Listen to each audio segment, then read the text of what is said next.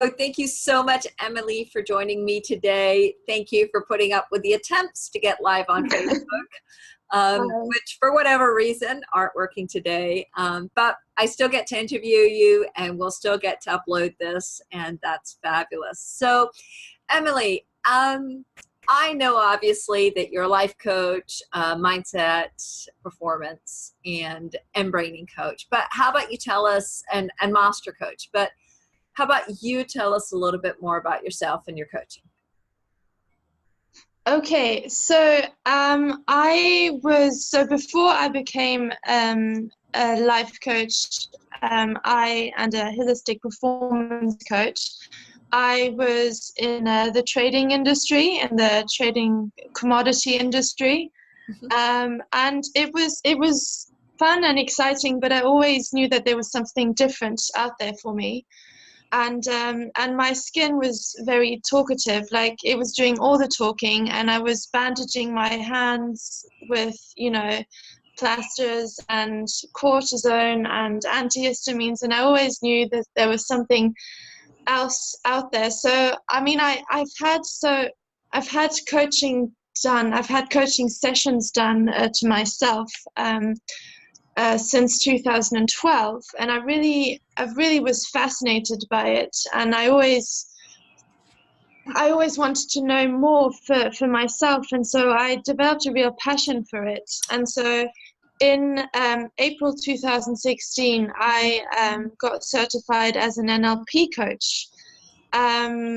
So I took a break from the commodity industry, and I thought, this is no longer my thing. I really liked the people that I was working with, but my heart was saying something else. So I went to New Zealand, and funnily enough, I was only supposed to be there for 5 weeks, and then I stayed there for a year and a half, and I got introduced to Suzanne because or thanks to my then landlord, who's good friends with Grant Sasalu, and who said, hey, look, I think Suzanne Henwood is hosting a coach cert soon in Auckland, and I was so keen, like immediately. I bought the mBIT book, the mBraining book, and it was just this amazing add-on, that really spiked my curiosity. So I thought, why not? Amazing. So I did the coach cert in August 2016, and then the master coach in 2017 in May. And I had the pleasure and honor to do it with Grant himself and Suzanne. Yeah. So so that was my little journey until now, pretty much. So yeah. So you're living now, though, in the UK, right? Sorry, yes. So then I moved back to Geneva for a bit, and then now I'm officially back in the UK, in London. Yes. Okay. All right. So for those of you that don't know, the mBraining book we're talking about is Grant Sasalu and Marvin Oka's book, mBraining, using your multiple brains to do cool stuff. And basically it's the introduction of ancient wisdom, but based on neuroscience that confirms that we have more than one intelligence center in our body. Okay. We all know the head brain, but how many of us aren't led by our heart or listen to our gut? And there's so much more information. I mean, Emily, you mentioned that your hands were busy talking to you, or your skin rather was busy talking to you. Yes. So when you get introduced to mBraining, obviously you're coming from the NLP background, which many of us who get into mBraining have already done NLP, at least to some level. But what was different about mBraining? Well, in the coach certs, I mean, I always knew that, everybody knows that breathing is important, because otherwise you wouldn't be here, right? And when somebody's stressed, people just say, oh, breathe. My instant reaction is like, don't tell me to breathe, because, that winds me up even more. But with the coach cert, what the beauty was that I really got to learn why breathing was so important, and Absolutely. It brought a balance between the parasympathetic and the sympathetic. And especially with my skin, I learned to detach myself from the eczema and no longer call it my eczema, but it's actually the eczema, which definitely creates a nice disconnect. And so it's no longer my eczema, but it's just the symptom of what's going on inside right now. Yes, which for me was the same with celiac disease. It's not, I'm not celiac. Exactly, and I'm not eczema. It's just a symptom of something else deeper going on. Yeah. So it was a real light bulb moment after the other. And I remember Suzanne in the middle of the mBIT coach cert going, Emilie, stop everything that you do and go and look at yourself in the mirror right now. And I'm like, why is she saying this to me? And I really saw, because obviously, you know, when you do the mBIT coaching, mBIT coach cert, you get introduced to coherent breathing. And it sounds so simplistic, but it's actually so profound. And so I don't know, yeah, I had like a really healthy glow and I felt amazing. So that was, So I'll always let's talk remember. for a moment about that balanced breathing. And you mentioned the balance between the parasympathetic and the sympathetic nervous system. So most people probably don't even have a clue what we're really talking about. You know, it's like, you know, you listen to doctors talk or coaches talk, and there's always a special vocabulary. I mean, even if we talked about commodities trading, there would be a vocabulary that everybody in the industry knows. And everyone else is going, I don't know what they're talking about. So let's dumb this down just a little bit for a moment. Okay. We all have a nervous system, and everybody knows we have a nervous system. And part of that nervous system is the autonomic nervous system, which is basically has two sides to it. The movement, your hands, your control, your movement control, your feet control, and all of that, as well as the part that you don't see control over. Doesn't mean that you don't have control over, but you don't see the control over. You can't think, well, I'm going to make my gut, or I'm going to make my temperature rise, or I'm going to, you know, we don't see that part of control. Now, the part that's autonomic, that we don't see the control of, is the sympathetic and the parasympathetic, okay? One of them is our fight and flight. That's our adrenaline rush. That's our hyperventilating, if you want to say that. And then we have the parasympathetic, which is going to calm us down. It's our rest. It's our eating, it's the relaxation. Mm-hmm. And in our balanced breathing, our inhalation stimulates the sympathetic, gets us more adrenaline, gets us more energized. And our exhalation just simply enables, it excites, if you don't mind me using the word, our parasympathetic, and it allows us to relax more. Mm-hmm. So when we do our balanced breathing, we breathe in our energizing and we breathe out our relaxing. Yeah, sounds very relaxing when you say that. My body just knows what it's supposed to be doing. Yeah. And this is what I love about it. When you train yourself to really become really good at doing something, it's the same with balanced breathing. The more you do it, the better you become at it as well. And even just thinking about it puts you in a really good state. So it's fascinating how both the mind and the body are connected.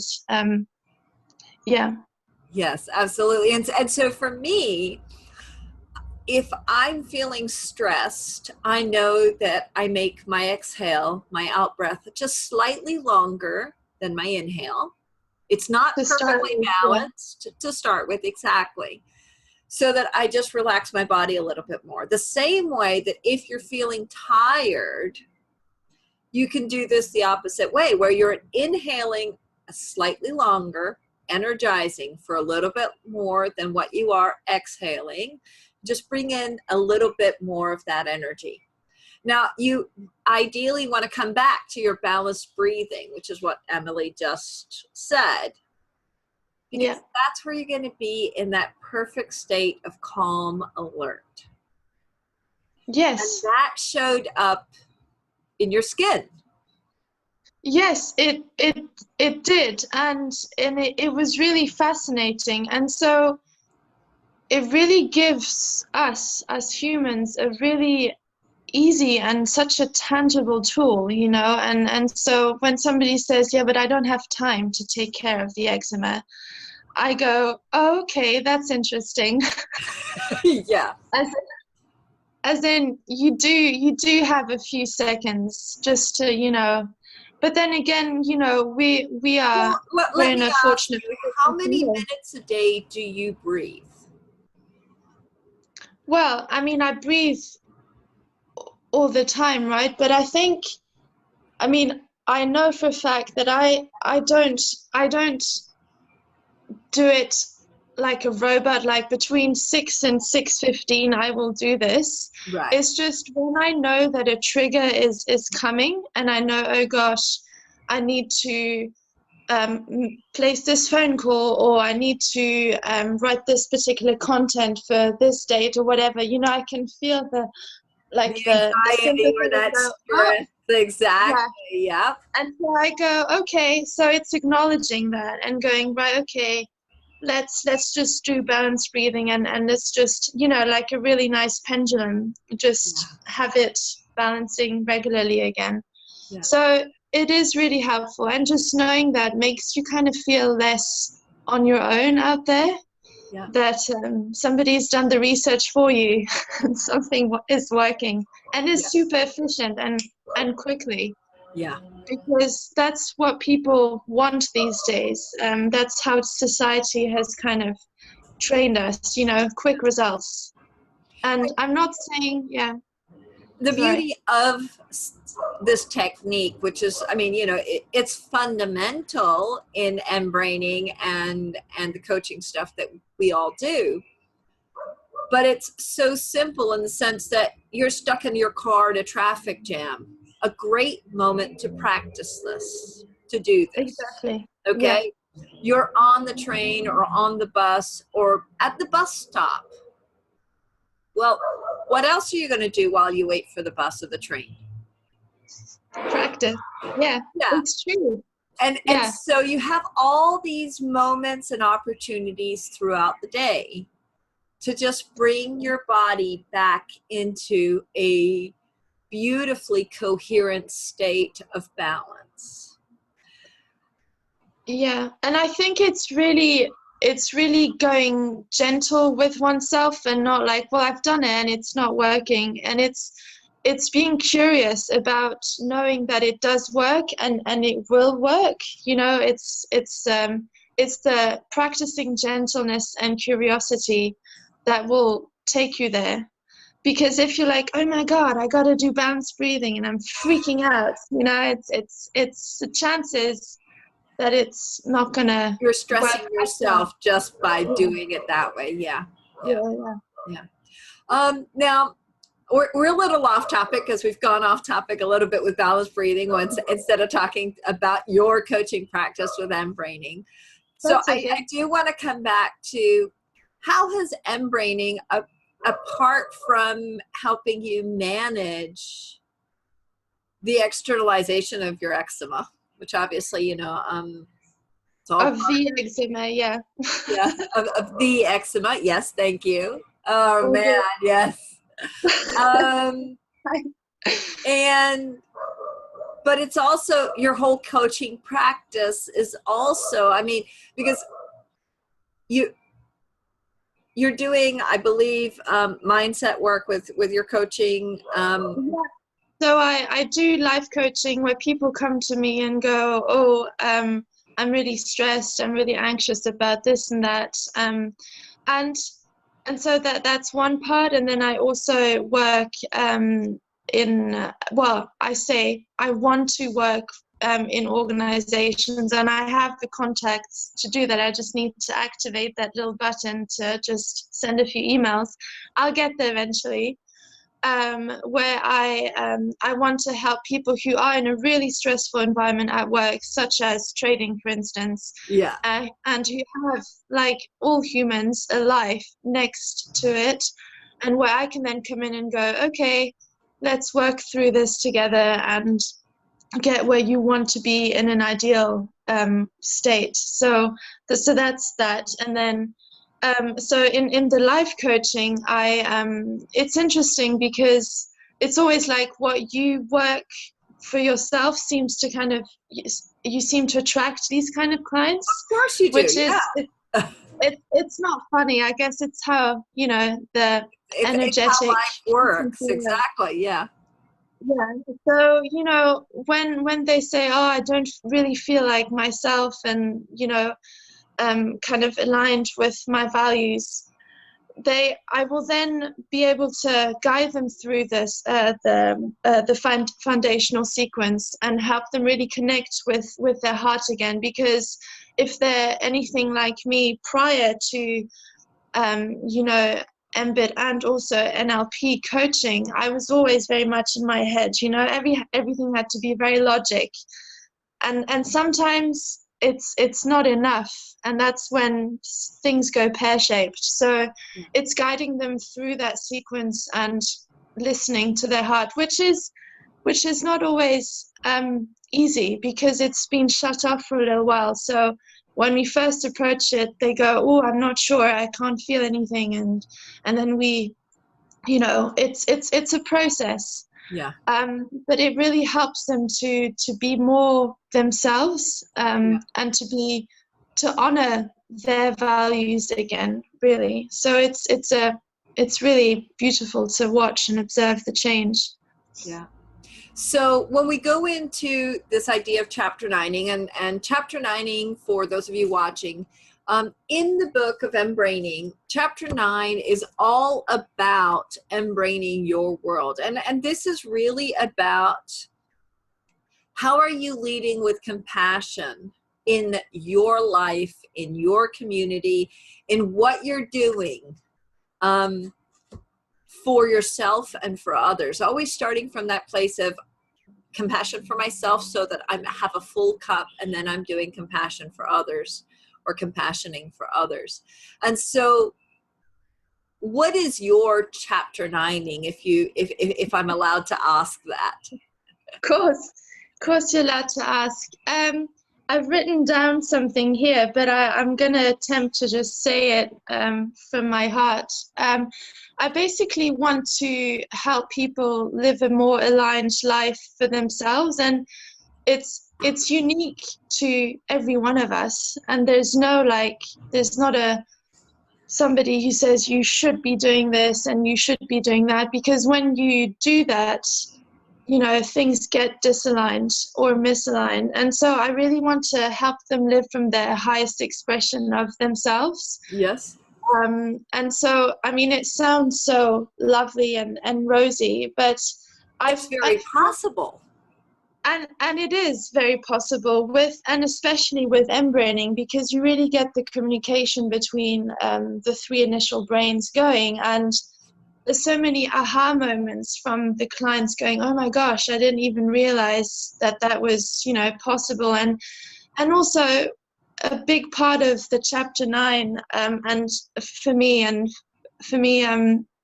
Brené Brown is a huge person in my life. Especially her talks about courage. Yes. Yes, well, that's what I was going to speak about. So courage, courage to just let go of the trading world and go, right, this isn't for me, and who knows really what's next, but just have the courage to do that, and have the courage to build whatever you really want to, what resonates in here.